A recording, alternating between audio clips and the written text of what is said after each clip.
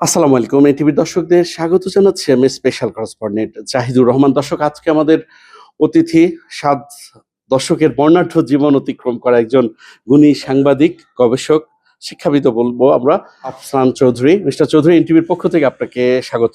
ধন্যবাদ। ৭০ বছর তো ফিরিয়ে গেল জীবন থেকে।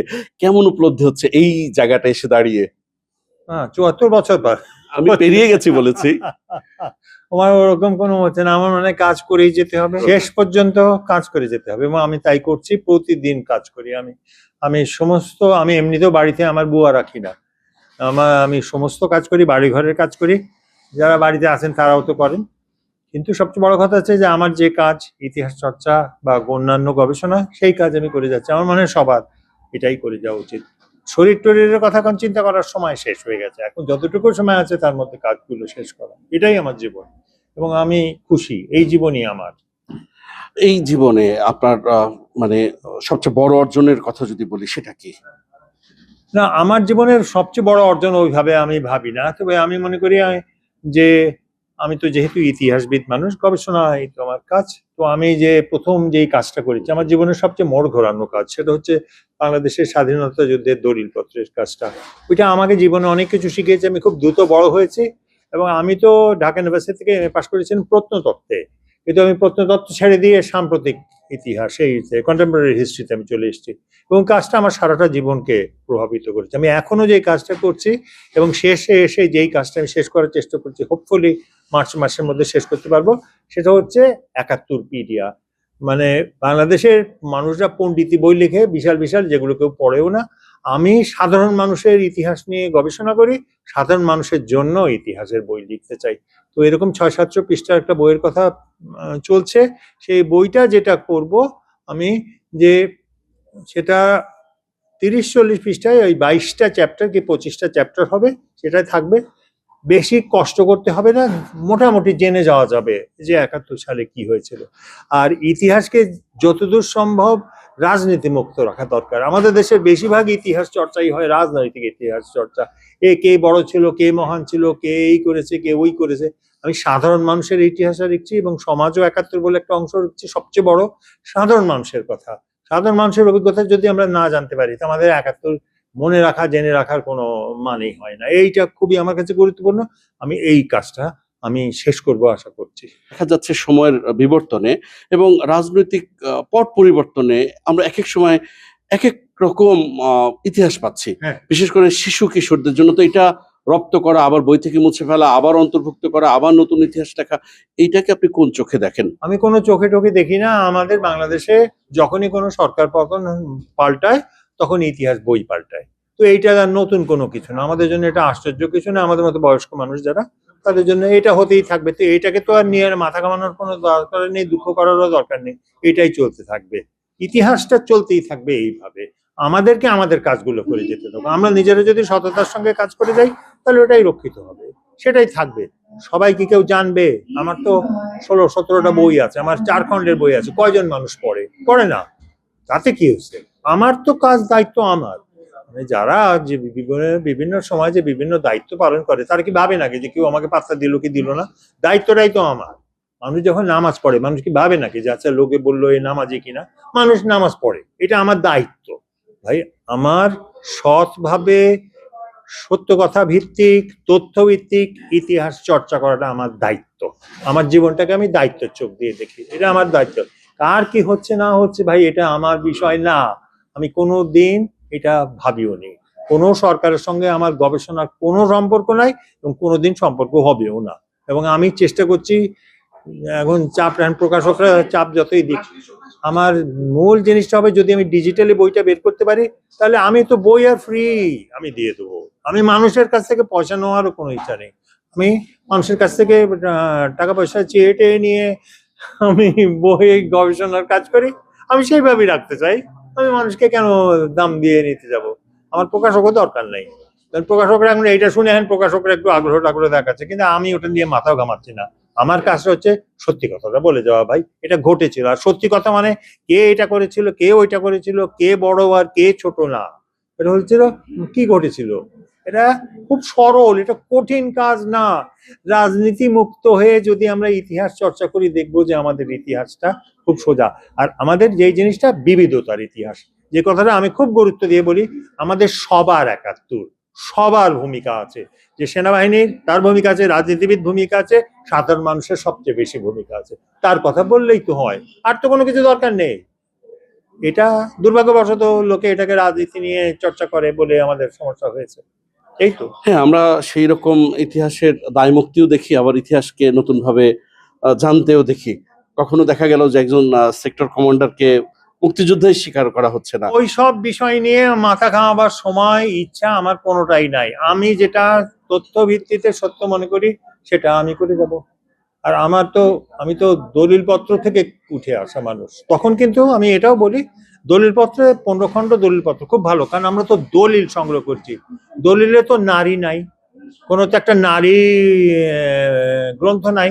কারণ কি, নারীর ভূমিকাটা আমরা ধরতেই পারি না। আমরা মনে করি যে যে গোড়া ঠুসঠাস করেছে অথবা যে পলিটিক্যাল বক্তৃতা দিয়েছে সেই।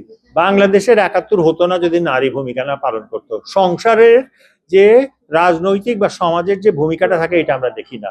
একটা ইতিহাসের রাষ্ট্রিক ইতিহাস হয়, সামাজিক ইতিহাস এবং অন্তর্বর্তীকালীন শক্তিগুলোর তাদের ইতিহাস হয়, বিবিধ ইতিহাস। এই বিবিধতা আমি তুলে আনার চেষ্টা করছি, এর বেশি কিছু না, এতে এত কোনো বড় কিছু না।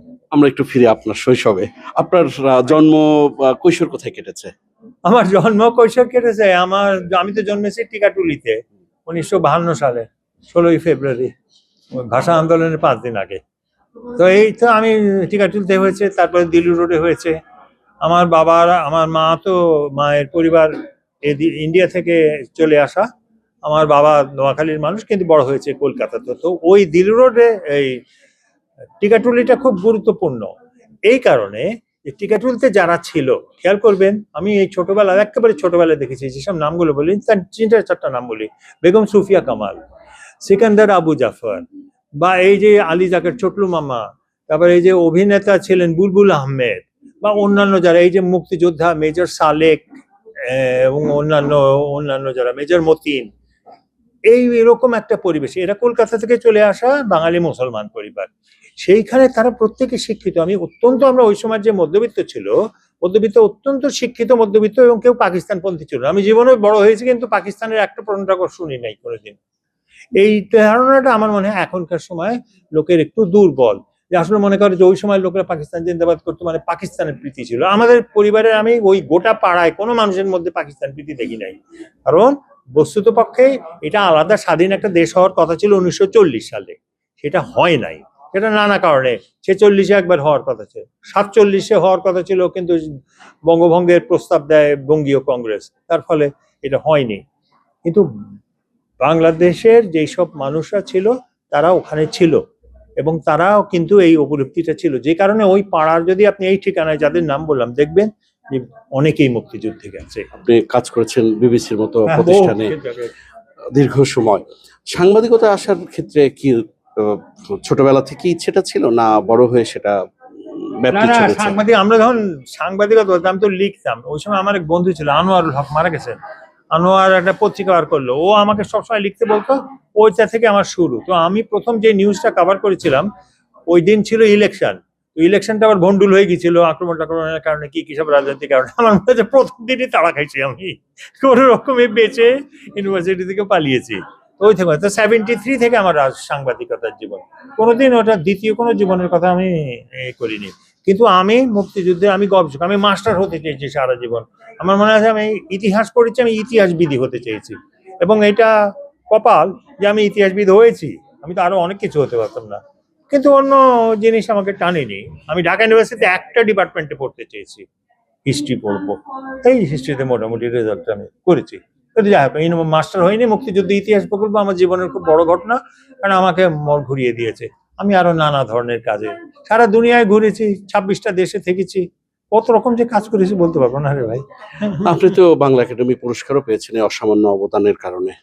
কি অসামান্য অবদানটা, বাংলা একাডেমিটা পুরস্কার দিয়েছে ওটা কি বাংলা গবেষণার জন্য। আমার কাছে পুরস্কার জিনিসটা কোনো ভাবে, আমি ধন্যবাদ দিচ্ছি, আমি বলছি যে খুব আমি কৃতজ্ঞ যে কোনো পুরস্কারের জন্য। আমাকে আরো 2টা পুরস্কার দিয়েছে, ব্র্যাক ব্যাংক সমকাল পুরস্কার দিয়েছে আমার আরেকটা বইয়ের জন্য, বা হেলাল ভাইয়ের পুরস্কারটা আমার অনেক বেশি নিকটে মানুষ ছিল, এবং তিনি আর আমি একসাথে বিবিসির করেসপন্ডেন্ট ছিলাম সাংবাদিকতার জন্য পুরস্কার।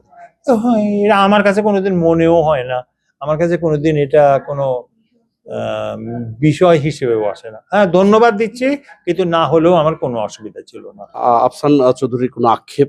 কোনো আক্ষেপ না, কোনো আক্ষেপ হতো, খুব ভালো হতো যদি বাংলাদেশের ক্রিকেট টিমটা একটু ভালো খেলতে পারতো। এটা আমার জীবনের একটা আক্ষেপ। এই টিমে এই সাপোর্ট করে গেলাম সারা জীবন।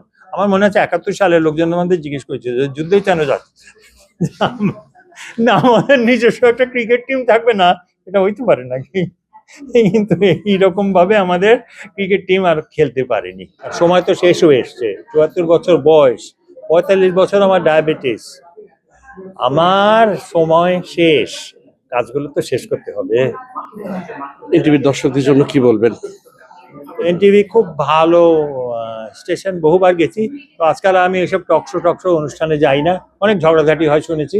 আমার টিভি নাই, 10 বছর টিভি দেখিনি, খুব ভালো আছে। দর্শক, এতক্ষণ আমাদের সঙ্গে ছিলেন নামকরা একজন সাংবাদিক, যিনি বললেন যে 74 বসন্ত পেরিয়েছেন জীবনে, আফসান চৌধুরী। নিশ্চয়ই আগামীতে নতুন কোনো অতিথি নিয়ে আবারও চেষ্টা করবো আপনাদের সামনে হাজির হতে। ততক্ষণ পর্যন্ত সবাই ভালো থাকবেন, সুস্থ থাকবেন, এনটিভির সঙ্গে থাকবেন।